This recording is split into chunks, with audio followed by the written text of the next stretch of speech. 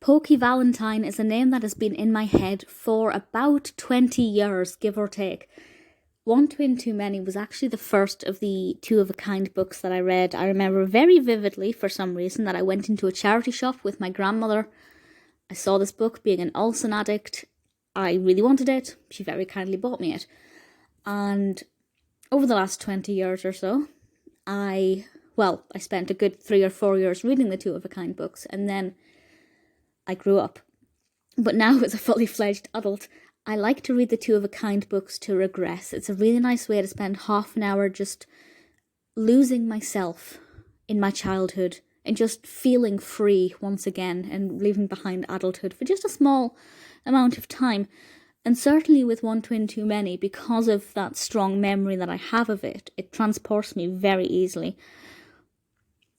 Although the narrative is something I remember very vividly, and the TV episode as well is very much like this particular book, I have to say that it's not my favourite, mainly because I don't like Pokey Valentine as a character. Well, maybe there's nothing wrong with Pokey as a character. I think it's just the fact that that name has been in my head for the best part of 2 decades. So whenever I read the name, I just get really frustrated. But I'll read the description from thriftbooks.com to give you an idea of what it's about.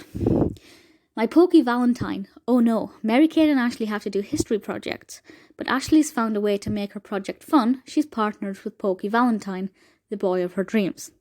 It's a perfect way to get close to him. The only problem is, Pokey would rather get close to someone else, someone named Mary-Kate.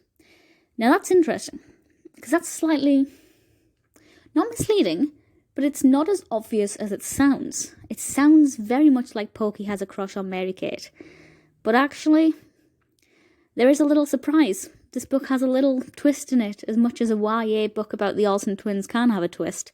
Or I guess the Burke twins. That aspect of it I really like, because I wasn't expecting it. And I've said it before and I'll say it again. For some reason, even though the Two of a Kind books and any of the Olsen's novels or novellas, even though they're aimed at preteens, and they're obviously very simple in language and structure, they are often unpredictable. We get a great amount of Max and Brian in this. Although it's all about Mary-Kate, Ashley's love of Pokey, we do actually get a lot of Mary-Kate as well. I think both twins get a decent amount of page time, or screen time if you watch the episode. There are obviously some really nice photos in this. We get a good amount of Carrie. Honestly, as much as it irritates me because of that name and the fact that I've probably thought about that name at least once every couple of months for 2 decades for no apparent reason, there are a lot of things about this that I like, and it works really well, and it's actually a very good example of turning a TV episode into a novella. I think it works very well in that respect.